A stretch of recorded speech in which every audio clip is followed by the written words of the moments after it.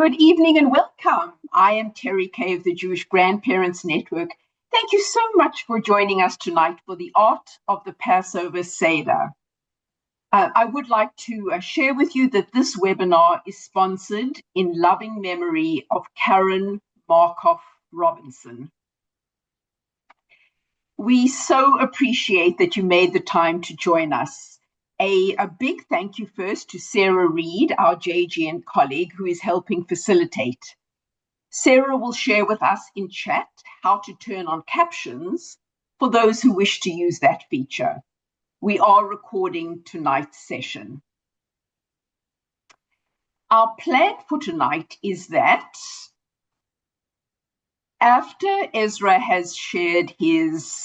Bookman has shared his insights, we will invite you to tell us your own fabulous Seder ideas in an open forum. And I figure we will wrap up between 8 and 8:15 the latest.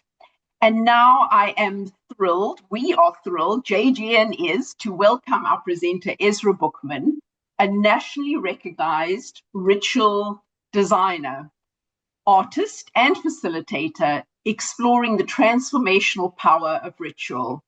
Ezra is the founder of Ritualist, a creative studio helping leaders cultivate more connected communities. He is also the youngest member on the board of directors of The Secret City, an Obie award-winning arts organization.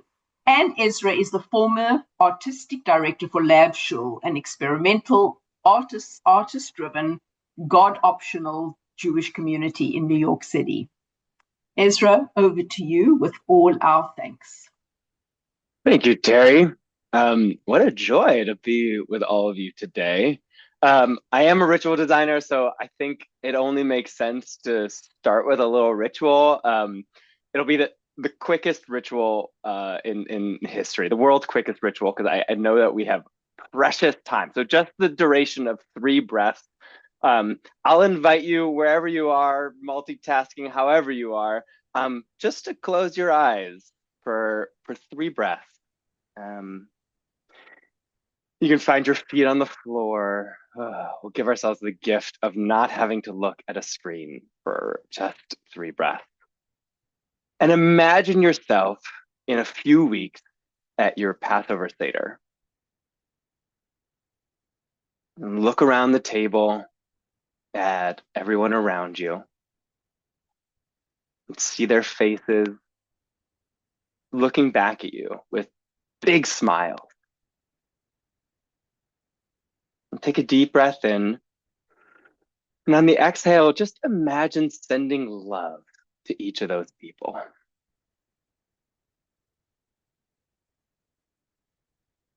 And another deep breath in. And this time, imagine as you breathe in, receiving love from each of those people.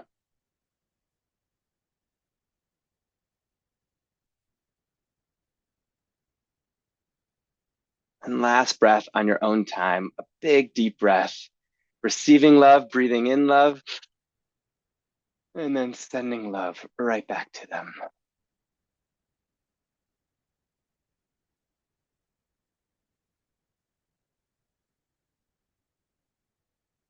Everything we do today, really at the end of the day, at its core, is really just that. So thank you everyone for being here. I really don't take it for granted that you've decided to take the most precious thing that you have, which is your time, and spend an hour learning and growing to create better Jewish experiences for the people you love. It's incredible. I really don't take it for granted. So thank you for showing up. So did you all know that Passover is the most widely celebrated holiday by Jews? It's more than the high holidays, it's more than Shabbat, it's Passover. And especially because it's celebrated in the home, there are so many different approaches and styles and traditions. There's the old saying, 2 Jews, 3 opinions. And I've been starting to say 2 Jews, 6 Passover Seders, probably.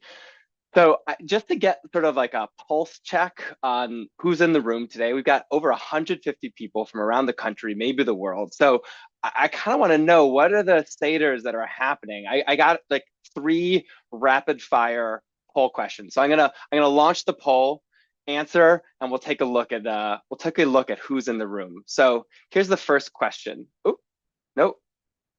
Well, this was the last question, but we'll start with it first. Okay. On a scale of 1 to 10, how traditional would you say your Seder is? 1 being like the most experimental, avant-garde, throw out the Haggadah, don't use it, anything, and 10 is like speed reading through the entire Haggadah from word to word, start to finish.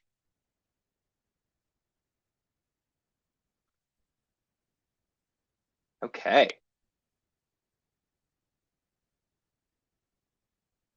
Okay, we got no 1s and no 10s. All right, we're afraid of the edges, I see. Okay. Um, a lot right in the middle here, 22% at 5. Fascinating. And like 5% at 2, 6% at 9, super equal. Amazing. All right, I'm gonna end this one. Very interesting. Okay, next question. Are you leading or attending a Seder this year? Are you leading or attending?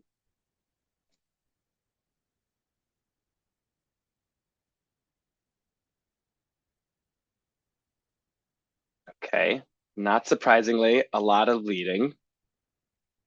If you're putting other, feel free to throw it into the chat. I'm so curious what the others are. And if you're attending, this is mostly a workshop for leading, but if you're attending, you can always take, you have a little bit less control over what happens usually, but you can always send a message to who is leading and say something like, hey, I attended this amazing workshop all about Seders, and I'd be excited to experiment with it this year. Are you open to talking about it? Well, I'd love to hear what you think. Or just send them the recording, like a link to the recording and say, oh my gosh, this was so interesting. I'd love to talk to you about it for Seder this year if you've got the time. So interesting. Okay. All right. Ezra, just so that you know, I'm going to jump in. A number of people are putting in both, which is the other, both leading and attending, or co-leading. Yes. Okay. That makes sense. Yeah, because we got first night and second Seder, and co-leading is a beautiful model. I love that. Okay. Last poll. Which Haggadah are you using? Which Haggadah are you using?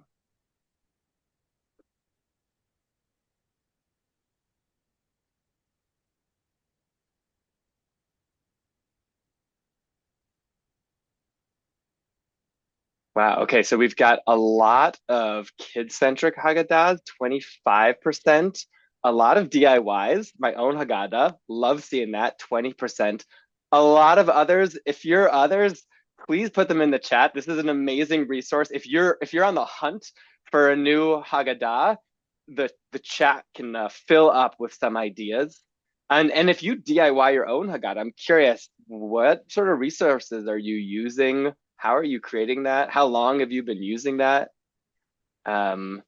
Just 2 people using New American Haggadah. We got 8 people representing Maxwell House, the OG. Beautiful. Amazing. Yeah, I can share those results.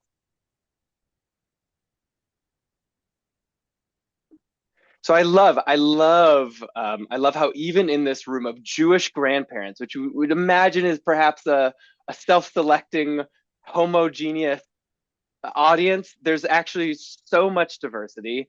There are so many different types of Seders that are already happening. And that's a beautiful thing. My last question, this won't be a poll, but instead write it in the chat. So here's the question. In 40 years, when your grandchildren are telling their children or their grandchildren about the Seders they did with you growing up, what do you want them to say about it? Right? In 40 years, when your grandchildren are telling their children or grandchildren about the Seders that they did with you, what do you want them to say about it? What do you want them to experience? Like, what's most important to you?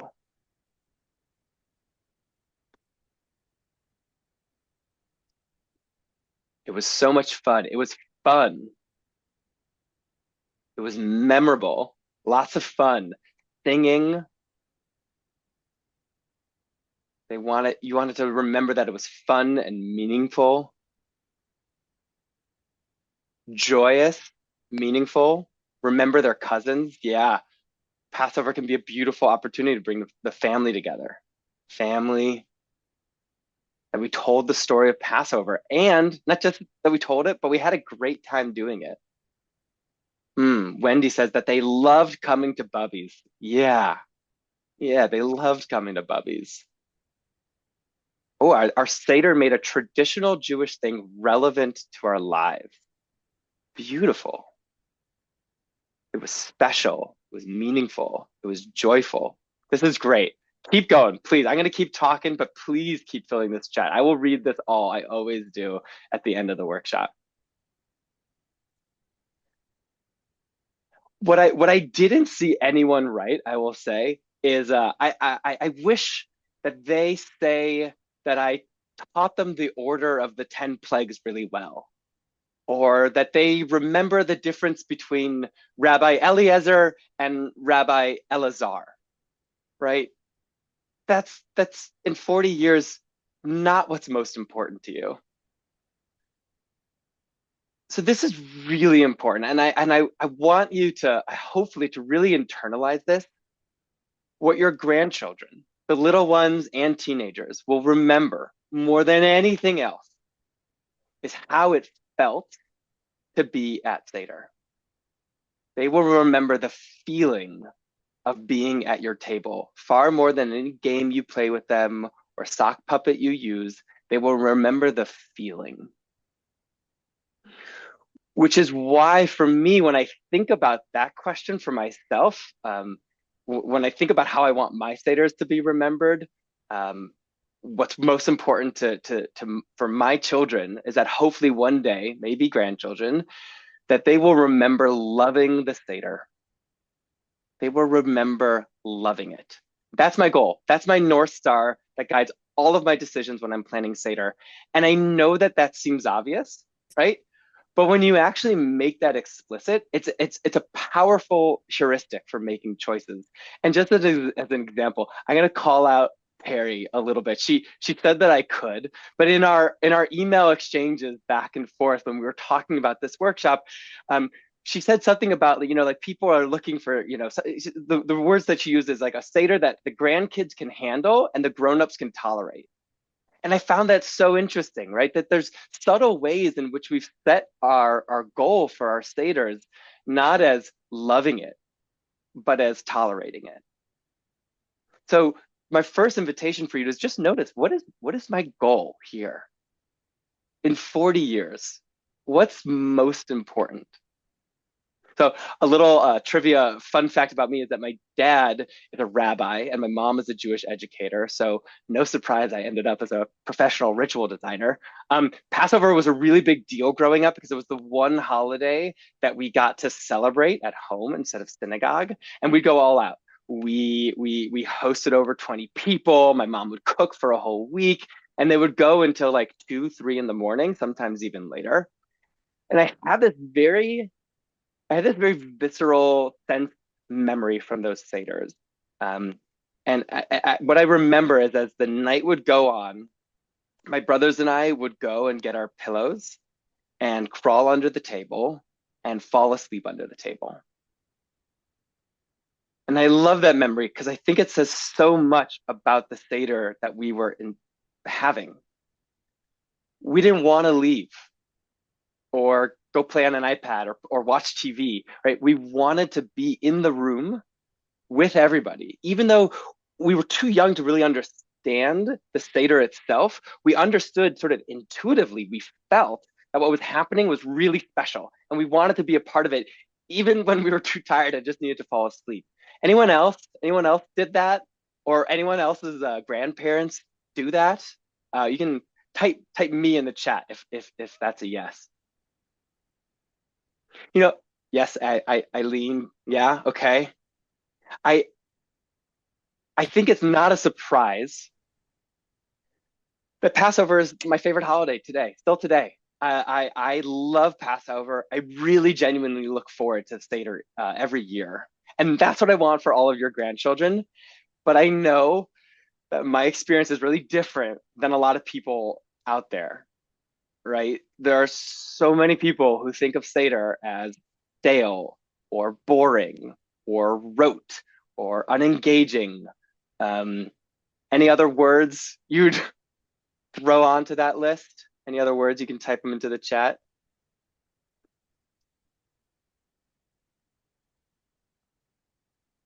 Oh my gosh, the chat is popping off. I'll try to keep up. I'm doing my best. So much work. Long. Yeah, long. Chaotic. Uh-huh. Oh, good. Joan, I want to come to your Seders. Never stale or boring. Just too long. Enslaved to ritual. Ooh, Lee. Yeah. Stressful. Enjoyable singing. Love that. Irrelevant. Oof, that one hurts. Okay.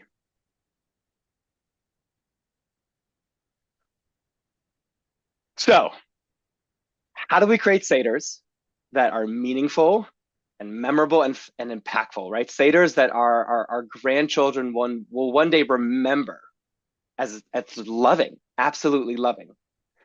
Now, a lot of people will teach all sorts of like new games and Haggadah inserts for you to try out to sort of entertain your grandchildren. And all of those are totally valid and beautiful things to try. I'll even suggest some of them today.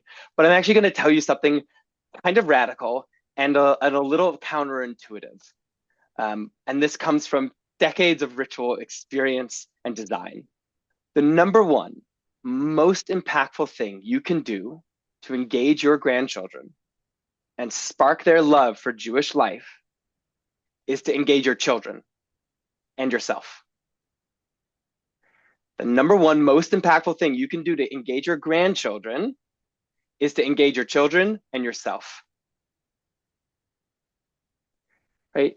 Seders often feel like they're either for the kids or adults, but not both. And we might not even realize that we've come to believe that like in order to engage one, we need to disengage the other.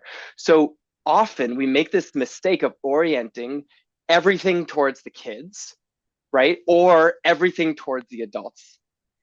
And the Seder can often end up feeling sort of pediatric, and the adults unconsciously check out when it's just for the kids.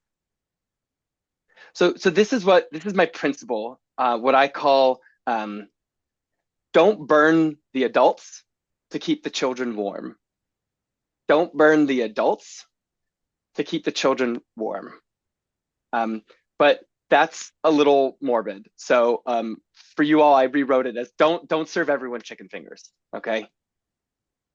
Just because a kid is at the table doesn't mean every adult needs to order off the kids' menu and get mac and cheese and chicken fingers. Now, where do I get this from? It's from the Torah itself and from the Haggadah. In the Haggadah, we read this line. It's core to Passover. It's from Exodus 13:8. And you shall explain to your child on that day, it is because of what God did for me when I went free from Egypt. We read this always as part of the four children. It's actually one of the core basis of why we do a Seder in the first place. So the idea of teaching our children the Exodus story, it's fundamental. It's a fundamental aspect of Passover. I'm definitely not saying forget about and ignore your grandchildren, but I want to call your attention to look at the rest of that line, right? From the very beginning, from the very first Seder, which was even before there actually was a Seder in the Torah is telling us, don't take yourself out of the equation. It's because of what God did for me when I went free from Egypt, right? Even the Torah understood that uninterested adults will be very poor teachers, right? If your grandchildren sense the adults aren't getting anything out of it, that is what they're going to learn. That this doesn't really matter. There's nothing in it for me. It'll just be school, right? The more content for them to get through and memorize. You know it already. I don't need to tell you. Your grandchildren are incredibly attuned and sensitive, even as babies. I have a 3-month-old. I'm watching it in front of my eyes. They totally pick up on when adults are in the room that are interested in what they're doing or when they're not, right? Have you ever noticed how little babies, even less than a year old, are incredibly drawn to and interested in cell phones, right? There's been some really interesting and emerging research around that. It's not about the LED lights or the moving images because they get interested in it before they can actually even see that. It's because they see how much their parents are drawn to and are interested in their cell phone. They see their parents on their cell phones all the time. And so they learn that that thing must be really important and they're drawn to it. Right? First and foremost, my exhortation today is make your Seder great for you and the other adults. Make it something that you're excited about and then invite them into it. What your grandchildren will remember is the feeling of being in this special room once a year where the adults were interested and engaged and excited and laughing and having a good time and not rushing through so they can eat.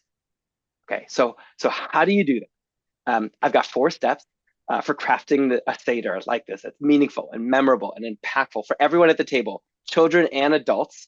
And if you stick around to the end, and if we make it to the end, there's one little fun bonus idea that makes the Afikomen 10 times better. Okay, sound good?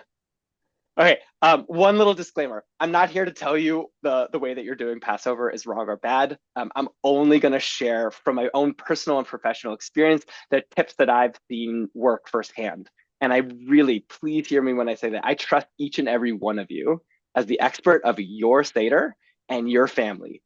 You are going to know far better than I what works for your particular context. And so I really encourage you, really, I actually am sincere about this. Take everything, don't, with everything that I say today, don't take my word for it. Don't take my word for it. Experiment for yourself, see what kind of impact it has, learn from it, tweak it, make it your own.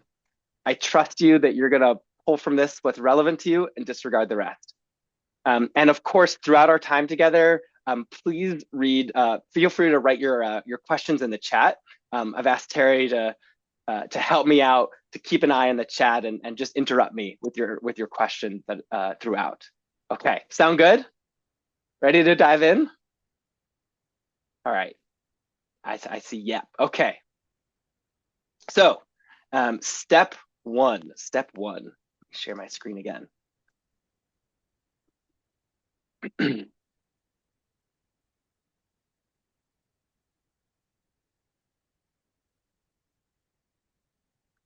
All right. Step 1, invite everyone to prepare something. Invite everyone to prepare something.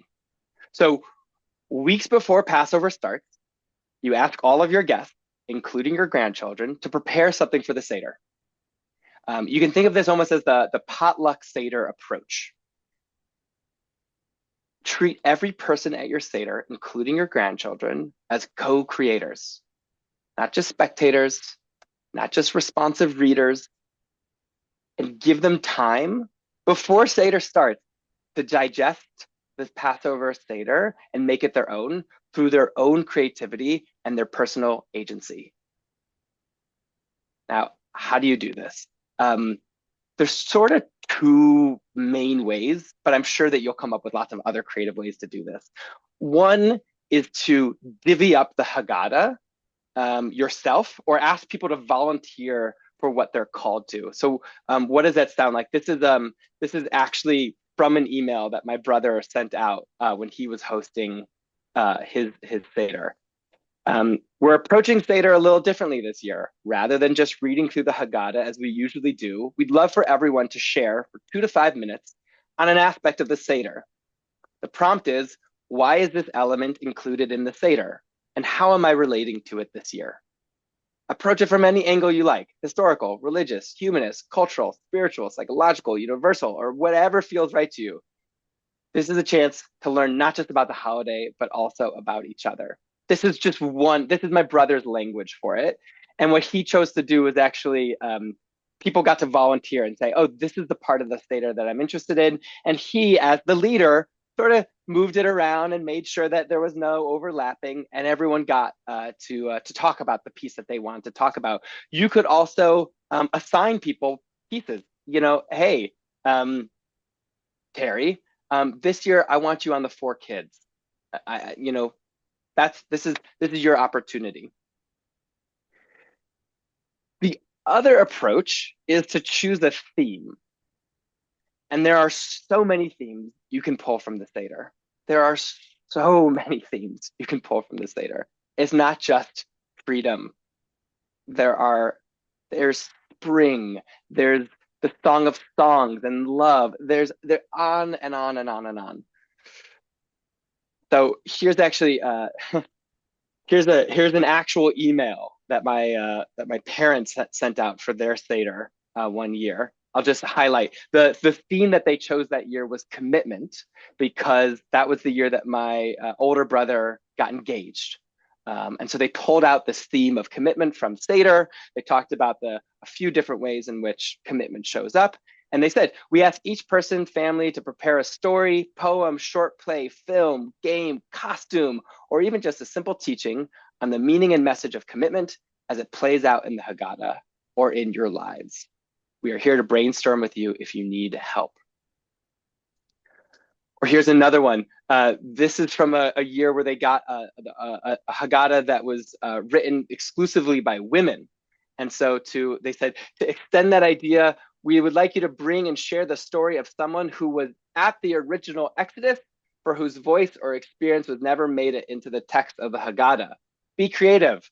You can bring this person in the form of a puppet or a doll or a costume into which you dress up, a biographical sketch, a poem, a song, you name it.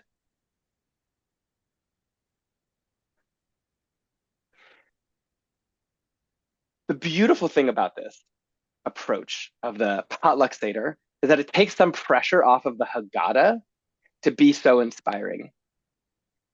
I promise you, people are far more engaged and interested and inspired when they're learning from each other than from the Haggadah. It also takes some pressure off of the few hours that you have at your Seder. Sometimes, it's on a weekday. We've only got 2 hours for our Seder, because there's this whole other part of the event that's going untapped. So I want to just share with you. You don't have to memorize this. We're only going to briefly touch on this. This is called the 5E experience model. It's from an incredible experience design studio in Denmark called Chaos Pilot. And they charted the five steps, or the 5 sort of moments in a meaningful experience. It was at 5E: excitement, entry, engagement, exit, and extension. We're not going to get into all of them. Don't get too lost in this. But the first part of your event, right? The moment that your event begins is when people first hear about it, not when they walk through the door. It's when they first hear about it, when they start thinking about it. There is so much real magic and potential for learning and connection that happens here in this first stage, just getting excited about and preparing for the thing rather than the thing itself. This is prime, untapped real estate. So this approach is great for a few reasons. Number one, at its core, this came from Terry. Apparently, it's a line that they say all the time at JGN. People are invested in what they help to create.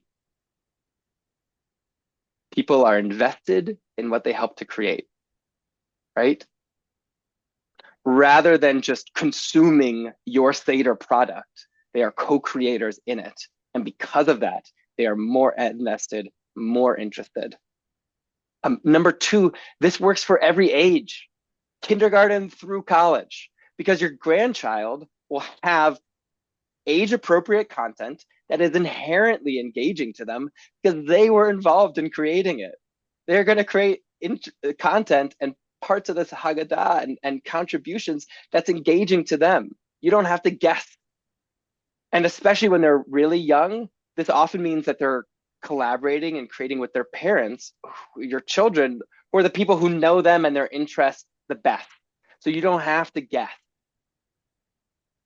Number three, it transforms your grandchildren and really everyone at your Seder, but especially your grandchildren, from just being there to passively learn to being there to teach, right? To add their voice and have the experience of being heard by adults, which is incredibly powerful for children.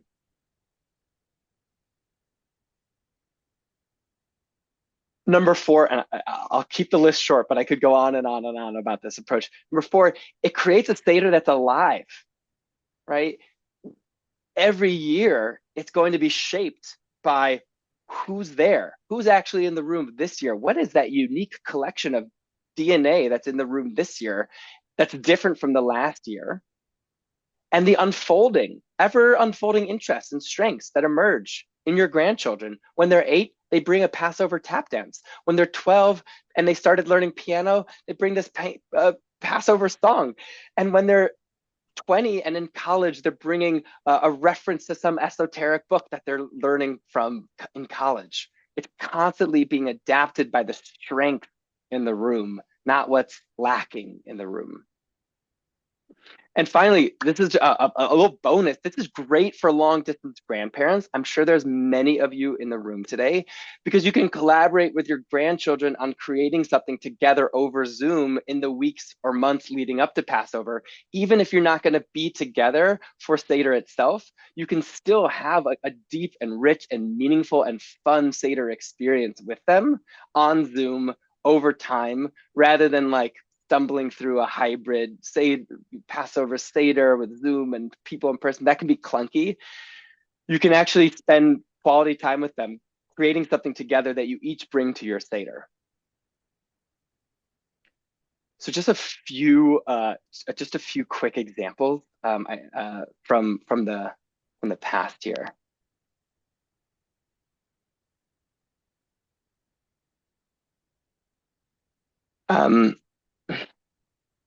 There we go.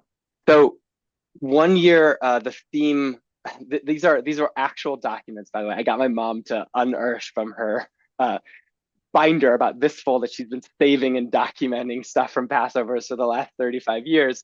So these are the actual documents that she scanned for us. In 1995, the theme for that year was changes because my family was moving from Wisconsin to Florida. One aunt and uncle were getting married, another one was having a baby. So the theme was changes. And this is what my 9-year-old brother wrote. Almost everyone at this table is going through at least one change in their life. For example, Jimmy and Andy are getting married, Dana and Bill are having a baby, Doris is becoming a grandma, and I'm moving. 5 definitions of changes are scary, exciting, difficult, painful, joyful. Out of those 5 words, I think the best one is joyful. Sometimes you see the joy right away, like in Doris's situation. Right when the baby is born, Doris is happy. But sometimes it takes longer, like in my situation. It will take time to settle into my new house and to stop thinking about my old friends, but eventually I'll settle in and see the joy in it. From that same year, my aunt and uncle wrote this whole like incredible script play where they got my brother to be this radio announcer and they pretended to be Adam and Eve because they were getting married. So it was like the first couple. And they had this call and response where every time they said this word, everyone shouted, "Change is good." We still talk about this. 1995. Yeah, 30 years later, we still talk about this. Not just because it was fun, but because it meant something incredible to our family. It helped us process this moment of change in our family, mediated through the themes of the Seder, excuse me. And it transformed our relationship to Seder because it made it into a forum for dealing with big stuff. It's not just a story, right? The change in the story is related to the change in my life, and that makes the story more intimate and important and precious. That's what this approach can offer. Ezra, can I jump in? Please, I was just about to ask. Okay, good, because there are a couple of questions around what you've just described. and they're to do with if you are in fact sort of crowdsourcing the events at your Seder, the order or the series. What Robin asks, what happens to the Haggadah? Do you use it at all? Yeah. Another friend asks, I think it's Marilyn, how do the themes happen if there are traditional Seder themes? How do you make them happen if they're important to you? In other words, what is your role if your guests have such a large play such a large hand in running the Seder? Beautiful questions, big questions. So the first one with the Haggadah, what is the role of the Haggadah? Really, I mean, you get to decide that. Every year when we did this, we always said in our emails and phrasing, like, if what you like, bring in a play or a costume or a game or whatever, or if you'd like to read from the Haggadah, that too is a beautiful contribution. So it sort of gives people an out who might not be big preparers or comfortable or whatever, that when you get to that section of the Haggadah, if that's their section, they can read that section. That's always an option. I think having the Haggadah, a book to flip through, can be a helpful and useful grounding tool. And you, as the leader, you can intersperse little readings or the blessings, or I love this little thing in the sidebar, and still sort of keep the rhythm and the momentum going using the Haggadah as the guide, but really making the core of the content of what's shared what people bring. And on that note, thank you, Ezra. Or somebody, while you're on the subject of the Haggadah, I'm going to say Haggadah, can you recommend? We have a question about what Haggadah do you recommend, or perhaps use? Oh God, what a loaded question. I've used many different Haggadahs over the years. I have an ever evolving relationship to the Haggadah. I don't know if I have necessarily landed on one that like meets exactly all of my needs. I think the New American Haggadah by Jonathan Safran Foer is really beautiful. It's not super kid friendly and it's also a little expensive, but I think it's beautiful and thoughtful, especially for adults. I know that the JGN has a 10-minute Haggadah, which I got to read through, a very different approach, but that's a beautiful resource. I think that a lot of people probably put in their recommendations. It's incredibly personal. I think that one of the things that I encourage you to do as a leader is to go out and do a little research. Find a Haggadah that you love. Go to your library. Go to your synagogue's library. Ask some friends in your neighborhood. Hey, can I borrow a month before Passover? Can I borrow everyone's Haggadah? I want to actually read through them and see what really resonates with me. So it's a great gift that you can give to everyone that you are leading, is to feel great and to love your Haggadah. Terry, there was another question you asked before that. About the themes. If you have themes that are important to you, how do you work them in? Yeah, well, if you're I don't totally understand, but if you're the leader, then you get to send that email out to everybody and say, hey, this year I've been reading through the Seder and I've been reflecting on the story and the meaning. And this year, especially in light of X, Y, and Z, things happening in our family, things happening in the world, our theme for this year is this. This is what we're going to chew on and wrestle with this year. Responding to really like, what about this Seder is different from all other Seders? How is this year different from all the other ones based on what's alive in our family and alive in the world today? Talk to your rabbi. Rabbis love to talk. I'm the son of one. Believe me, I know. And you say, hey, I'm looking for 10 themes from the Haggadah other than freedom and liberation. What you got? What you got? There's so much great stuff out there. I mean, the Passover is a springtime holiday. There's so many themes about planting and ecology and nature and the world. There's like the number 4, which repeats all the time. There's full moon. There's birth and rebirth. There's love because the Song of Songs, our ancient Hebrew love poetry is connected to the Haggadah. There's messianic themes. There's plagues. You can go. There's paradox. You can go on and on. I hope that answers. Anything else? I see some requests for sharing the content. We'll share out the slides at the end. I will caveat with saying like these examples are things written by my family 30 years ago, so I don't know if they're relevant. I wouldn't replicate them necessarily for you, but if they're good inspiration, I'm happy to send it out. Terry, anything? Yeah, there are quite a number of questions about how to work with, manipulate different types of people who come to your Seder. So could you leave a few minutes before you end that, for example, families who are got very young children and the parents are totally preoccupied with the babies, or family guests who are not Jewish, or guests who are atheists, and so on. You can address this in as it suits you. Yeah, I think non-Jewish guests or atheist guests is like it's a whole other sort of lane. I don't think it's I don't let's if we have time, let's save that for the end. It's a beautiful question. But I think it would be helpful to sort of chart the rest of these 4 steps, and if we've got time to approach that.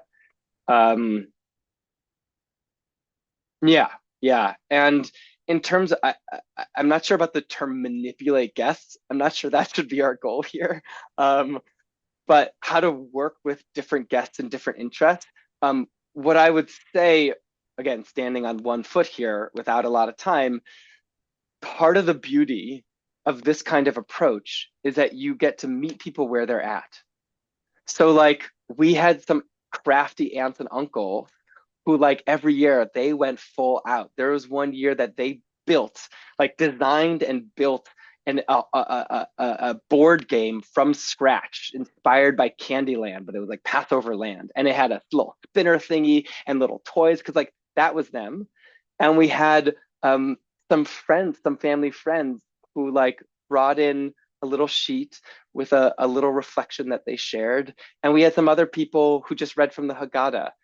And you can really allow people to meet the invitation where they're at, remembering that in Passover, we celebrate the 4 kids. We celebrate people at every stage and age and capacity. And that the beginner's mind is something that we celebrate specifically on Passover. The newcomer, the person who doesn't know how to ask, we lift up those voices because they too have something to teach us. And so this approach really leans into that everyone's got something to share. Everyone's got something to share. Yeah. And I don't know, I have a 3-month-old. I'll tell you in a little bit how to deal with parents who are dealing with a little baby, because I'm going to be in that role, and anything I said will be disingenuous until I actually do it myself. Okay, anything else? And we'll until we move on to step 2. By the way, I will also say not everyone's going to be on board. There's years and people like some people will contribute. It's going to be clunkers, right? And some people will put a lot of effort and totally surprise you. And so that's probably the first step in this, is trusting, right? Trusting the people that you've invited to your Seder, rather than sort of caretaking them and doing it all for them, to really trust them and to trust that they're going to rise to the occasion. People Ezra, we have some firm requests that I should give you time to finish everything you had planned. So go. I'm putting myself on mute. We'll be here for 3 hours, so be careful what you wish for, y'all. I'll do my best. Yeah, I tend to see that people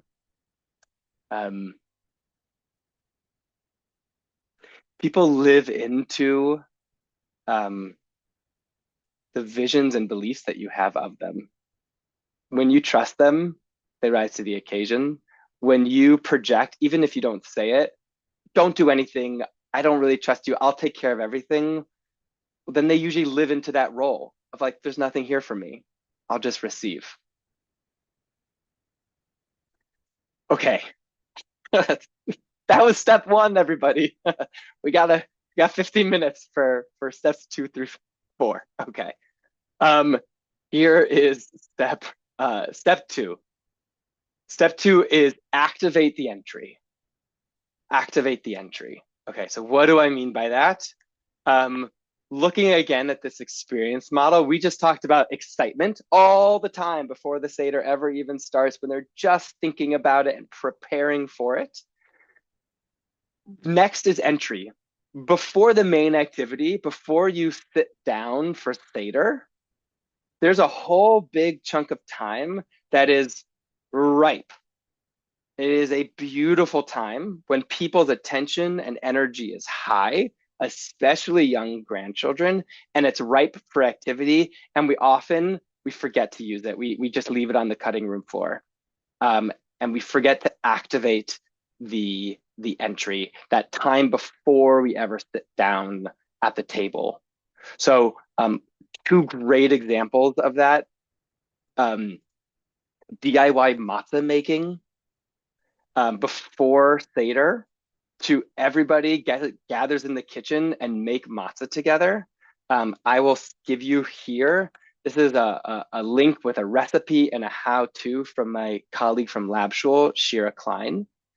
Matzah making is awesome. It involves everyone, right? Kids and adults love it equally at every age. If you're a baby, you can just smush dough, right? If you're a little kid, you can roll. It's experiential learning about the Exodus, because when you actually time the matzah making, we got 18 minutes, and it's speed and it's chaos and it's fun. You actually get to feel what we often just talk about, which is like, they were in a hurry. No. Feel the hurry. Feel what that's like.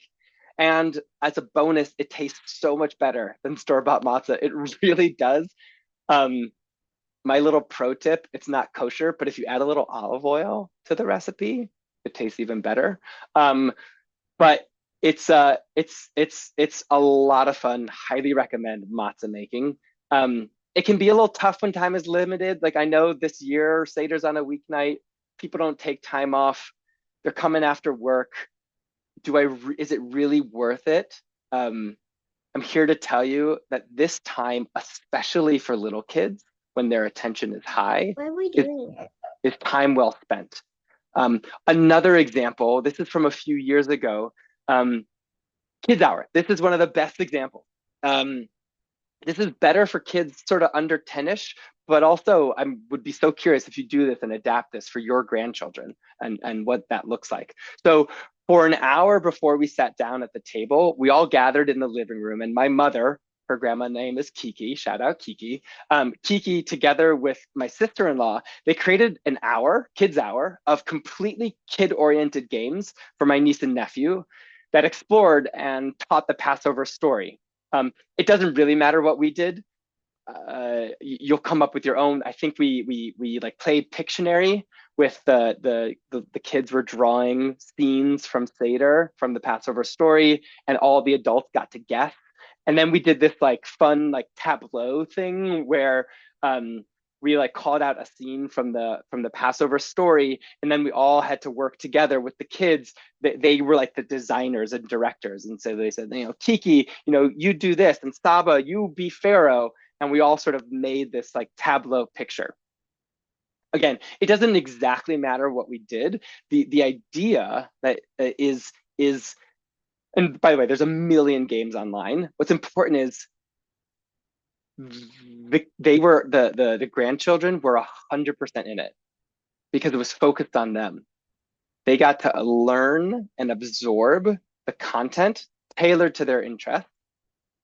And 2, after that, because you've got about an hour of a kid's attention at that age group, it absolved us of the stress of having to like engage them the entire Seder and do that thing where we make the whole Seder pediatric, because they could check in and check out, they could play, they could fall asleep, etc. We didn't feel rushed to race through everything on their behalf or to stifle the adult conversations, because they got They got what was most important, which was engagement and learning of the Passover story. Everything else that they absorbed, and they absorbed some, is bonus. It's bonus. But coming back to remember, they loved it. They loved Seder. And that's what they'll remember, that feeling of loving it. And by the way, great option for long distance grandparents. Again, hybrid Seders with Zoom and in person. I don't know if y'all have done them. If you've had good experiences, let me know. I've never had a good experience with that. But doing like an hour like this on Zoom, you can tailor games for Zoom. You can have great face-to-face time on Zoom, um, in an environment that actually is conducive to that, and then go off and each be a part of your own Seder. So great for long distance grandparents. Okay. Any questions about activating the entry?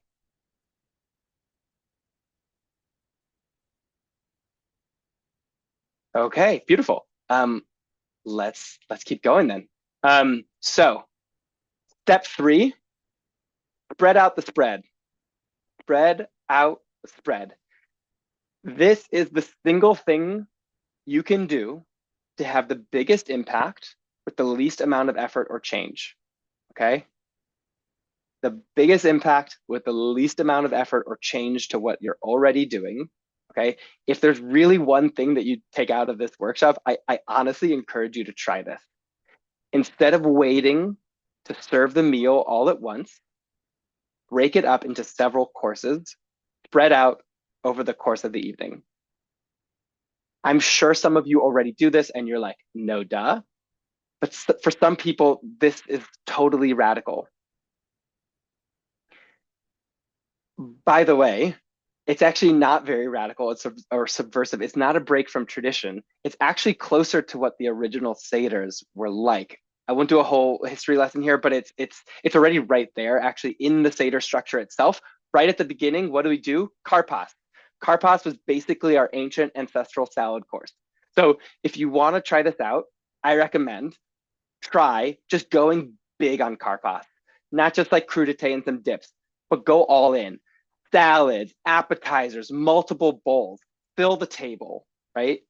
In the past, my Seders, we've taken breaks we've had a bitter course. We've done an egg course. We've done soup course. We've done fish course, and we've spaced them in sort of thematically in the Haggadah. Now, why? Why is this so important? Number one, it helps everyone relax. If I'm hungry, I can't pay attention or listen to anything. Right? I'm instinctively impatient and unconsciously resentful for anything that's getting in the way of eating. Okay. Number 2, taking short periodic breaks for food gives you space for more table conversation, which is where the real connection happens. And when there's real connection, there's real meaning. These breaks can be casual, right? They can be structured. You can bring in discussion questions. You can go for it in the way that you want to go for it. But those breaks really help give space for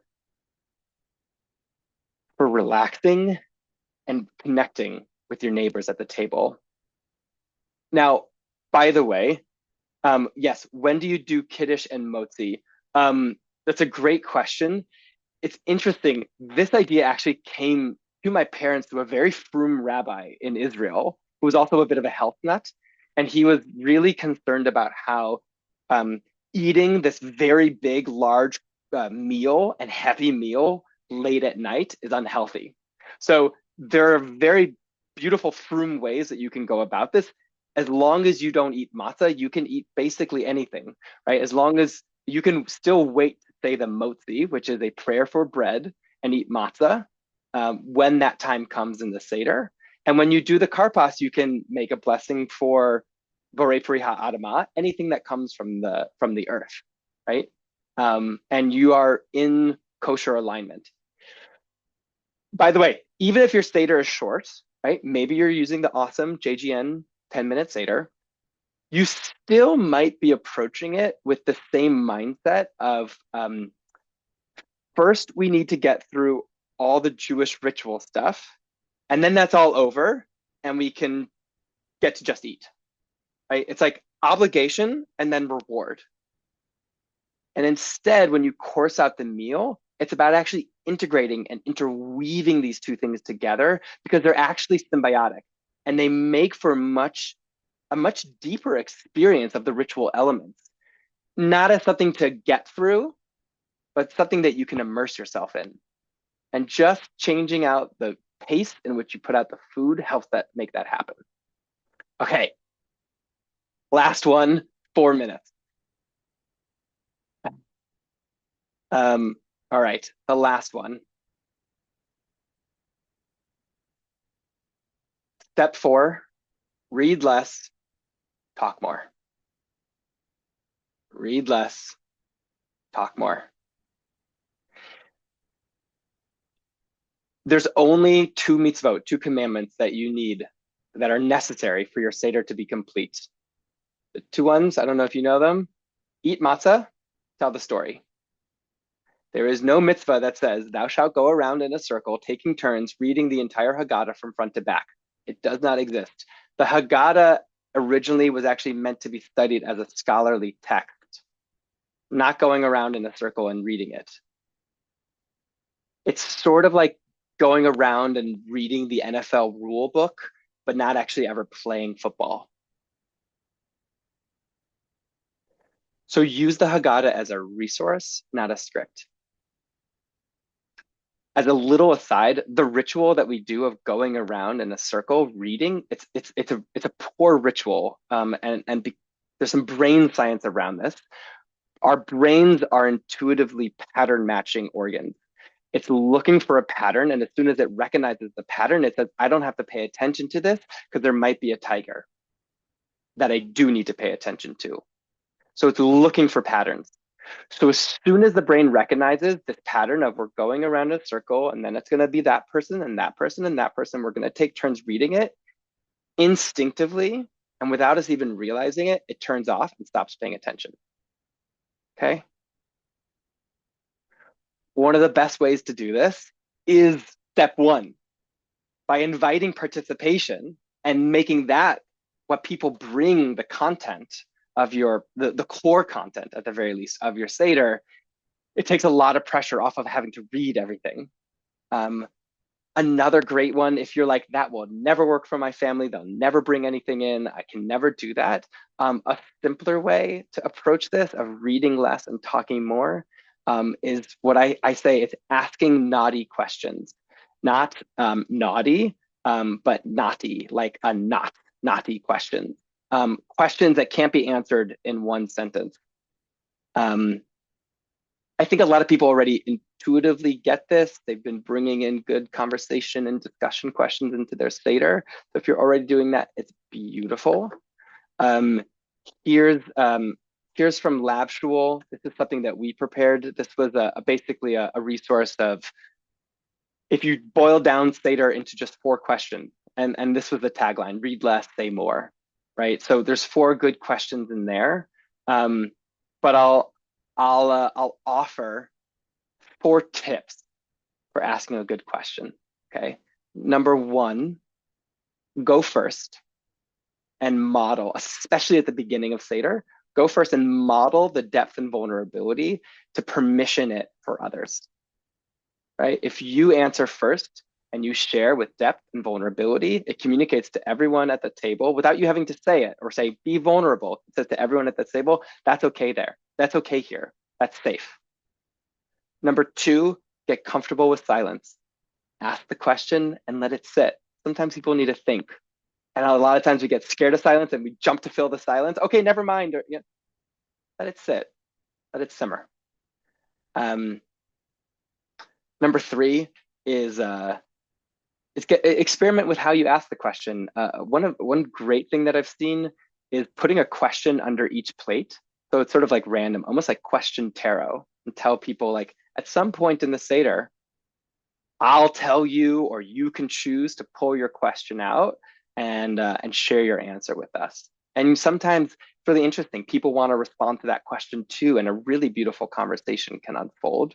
You can put them into the afikomen bag and pull them out. So you can experiment with how questions get asked. And the last one, this is obvious, but it comes from the Talmud: wine in, secrets out. So pour that cup of wine and fill it up, and you'll have a good conversation. Wine in, secrets out. Okay, last one. I told you there's a bonus. You made it to the end. It's 5 o'clock. Thank you for sitting through this, and thank you for learning with me. I promised you just one fun bonus thing with the afikomen. So, so here it is. For the afikomen, don't sit on the afikomen. Instead, sit on it. What does that mean? Okay. As an experienced designer, the afikomen is totally backwards. It was invented to try to keep kids' attention to the very end of the Seder, but that like very rarely works. Hide and go seek is awkward, and especially if there's mixed ages in the group, there's a big long pause. It's kind of weird. I really hate I hate the typical afikomen. Instead, don't sit on the afikomen. When you make the afikomen, if you're the leader, put it under your butt. Sit on it. Don't hide it. Tell the kids where it is. The afikomen is with me. It's under my butt. Or my dad would sometimes duct tape it to the bottom of his chair. Big, nice thing, duct tape. Everyone knows where the afikomen is. The game is you got to steal it from me. That way, right at the beginning, don't sit on the afikomen. Right at the beginning, the kids are in on it. Right at the start, there's a game for them to play, and it will last the whole Seder, unless they get really creative and steal it very quickly. But they're already engaged, and they don't have to wait to the very, very, very end in order to finally get engaged with the afikomen. They get to play with it right at the start, and it makes for fun moments where they try to steal it, and you catch them, and it weaves the game in throughout the entire Seder. Okay. I have a little bit of a wrap up, but I'll pause there and give some space. Thank you, Ezra. Thank you. We've got officially till 8:15. We're going to open it up to you all. Just raise your Zoom hand and we will spotlight you, and you can ask Ezra your question or share something magical that you've done at your Seder. Over to you all.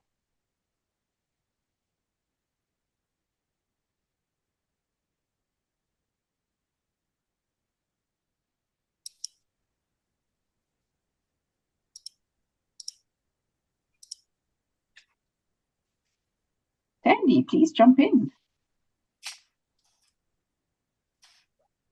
Years ago, when all of my 5 children were at home and my closest friend, her 4 children were at home, we had a huge Seder with all of the family there. And we passed around a scrapbook page because I was into scrapbooking, and everyone had to write something on the scrapbook page having to do with the Seder. And it was a lovely tradition that we started. And now all of my children are out of town except for one, and my only grandchild out of 7 is the one not born yet, going to be at the Seder. So wonderful, so beautiful. And Sandy, I'll point out that without even realizing it, that last E in those 5 E's, which is extension, right? It's having something that carries forth from the experience. You created that. You created this tangible symbol that gets to carry forward from the experience. So it doesn't just sit at the that one night that we did, but you get to carry it forward. So it's beautiful. Beautiful. Thank you, Sandy. Victoria, hello. Yeah, I was wondering about the afikomen thing. I think is a really great idea.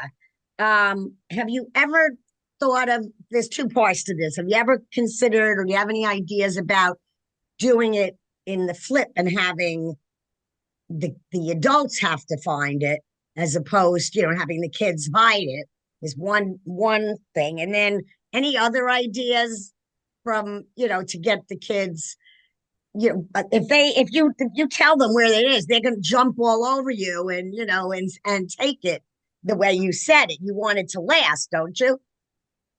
Yeah.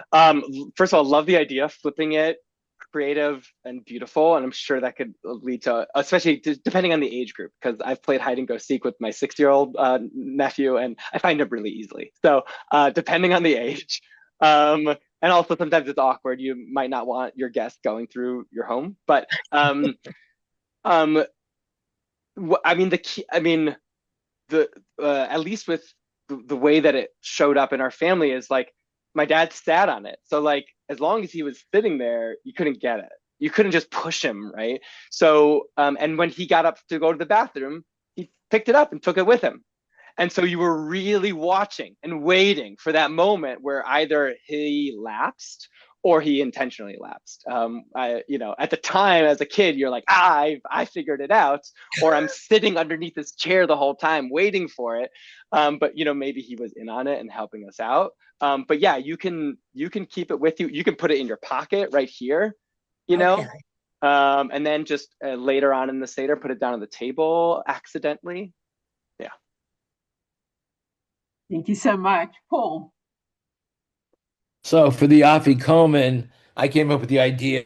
The kids were a little older, to make it into a search, and I hid the Afikoman in one place, but I scrambled letters up of where the Afikoman was hidden, and the kids had to search around, maybe under the clock, and they'd find a letter under the clock, or look in the refrigerator and find another letter, and let's say it was actually under the couch, the Couch. So they'd have to find the letters or a sentence, make it a little confusing, put the letters together, and then find the Afikoman. That's so much fun. I love that. And my brainy Scrabble family would have adored that. Yeah. Also, just one other thing. Somebody asked about decorations. My wife sewed together several pieces of cloth, and we spread over our living room and made it into a tent. Just kind of hung it from the balcony and attached it to the windows. So when people came in, it would felt like they were walking into a tent. Very easy to do. Amazing. Yeah. There's all sorts of ways of altering the space itself, the environment of the space, to elevate it and make it feel more special, especially in that entrance moment. When they walk in through the door, they're like, oh, this is not just a dinner party. Something special is going to happen here. Beautiful idea. I love that. Judy, thank you. Thank you, Paul. Judy.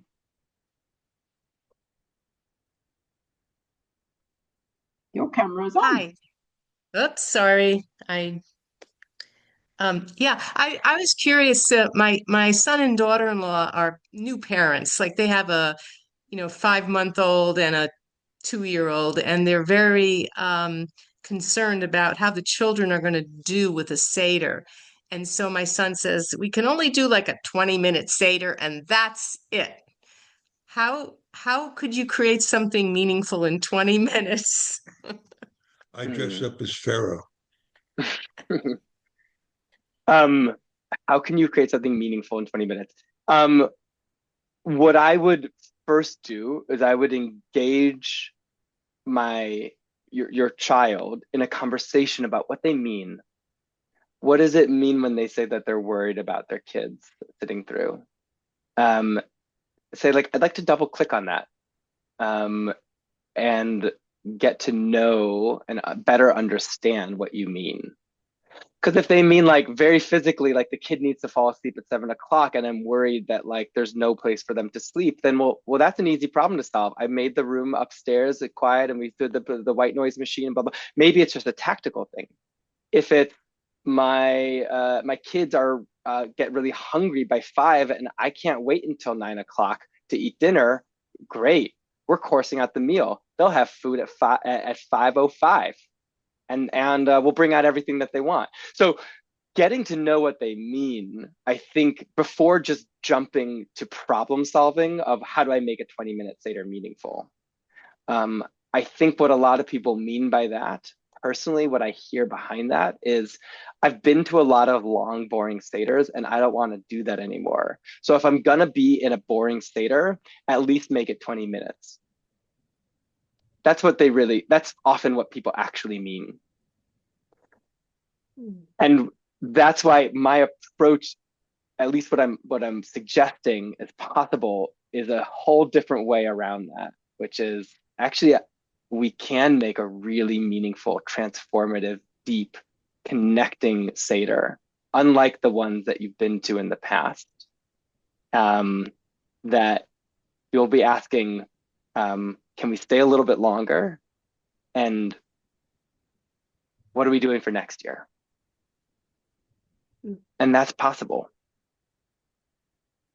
So that should have been the concluding sentence, but we're going to take Victoria's second question and then Robin, and then we will call it a night. Okay, Paul reminded me of something that I do is you can buy these like streamers, almost like fringe, like blue neon or mylar fringe, and I used to hang it in the like doorway to the dining room, whatever, and then they're parting the sea of reeds, so they go through like that. And then I also had like tongue depressors painted red as like the doorposts, by the. It's just a fun thing that I've done. So much fun. Love that. Thanks. Robin? Oh, hello. Can you speak a little bit about what activate the entry was? I got a little confused. I've been taking all these notes. And does that have to do with when if you could just go over it a little bit, this concept of entry. And then one last thing, Pinterest, some people have asked about different things. Pinterest has a load of stuff if you just put in Passover. Lots of stuff, lots. Anyway, but can you talk about what that was again that you had? Yeah, absolutely. And yes, yeah. I'll first share this. Please be in touch with me. This is my website, my email, where to find me online. I would love to stay in touch. I would love to hear if you try any of these this year. Please tell me about how it went, both the joys and the oys of it. If it was struggled, if it fell flat, if you just tell me. I'd love to hear about it. So please be in touch, and very much Chag Sameach, everybody. And to your question, I sort of frame them a little bit differently here. And maybe this is helpful as a way of thinking about it. This activate the entry, it's really about thinking about Seder time as more than just sitting at the table at the Seder. That there's all these other times that you have available for you to engage, to activate, to play, to learn. And especially with young kids, often the best time to do that is actually before you sit down at the table, because you can be up on your feet. You can give them your full focus, which developmentally they sometimes need in order to pay attention. And so just treating more time as Seder time. We often think about Seder starts when we all sit down at the table and we crack open our Haggadah. And this invitation, this idea is think more expansively. Seder can start, like I said, from the moment they first hear about Seder. From the moment you email them inviting them, Seder has begun. So those are all times that are available to you as the incredible experience designers that you are. Yeah. Thank you, Ezra. Is there anything you'd like to wrap up, final words before we sign off? Yeah. Here's my final words. First and most importantly, thank you, each and every one of you, for your presence, your beautiful questions, and all the great stuff that you put into the chat. I can't wait to read it. Second, Chag Sameach. I hope you have a joyful Seder, and I hope that you love your Seder this year. And downstream of that, I hope that your children and your grandchildren respond to that love and love it right back. And the last thing that I'll say, I remember when I was talking with Terry about this, she had said something like, these are nice ideas, but like my family won't prepare. They'll never go for that. And my response was, how do you know that, Terry? And it really like stopped her in her tracks. She said, I actually don't know. So I know a lot of these things might be new, and you might think, my family's never going to go for this. It's hard enough just to get them to come. They're asking me for 20 minutes. How could I possibly ask them for more? And my response is, see how it goes. Frame it as an experiment. This is an experiment. We're going to try it this year, not everywhere. We're going to try it this year as an opportunity to learn together, and together to learn from that experience to shape our Seder next year. So just take some of the pressure off of it needing to be perfect. It's an experiment. Remembering that every single tradition that we have today started as an innovation. Every single one started as an innovation at some point, right? There was a first Seder at one point, and it was weird, and it was awkward, and it was hard. And here we are with it as a tradition today. So I'll leave you with that. Thank you. I think you can all see why Ezra Bookman is one of my favorite people in the world. Thank you so much, Ezra. And to all of our friends, thank you for joining us, for spending an hour and a quarter. We so appreciate your support of the Jewish Grandparents Network. Thank you for being part of the JGN family. And we wish you all a Chag Pesach Sameach. And Ezra, thank you again.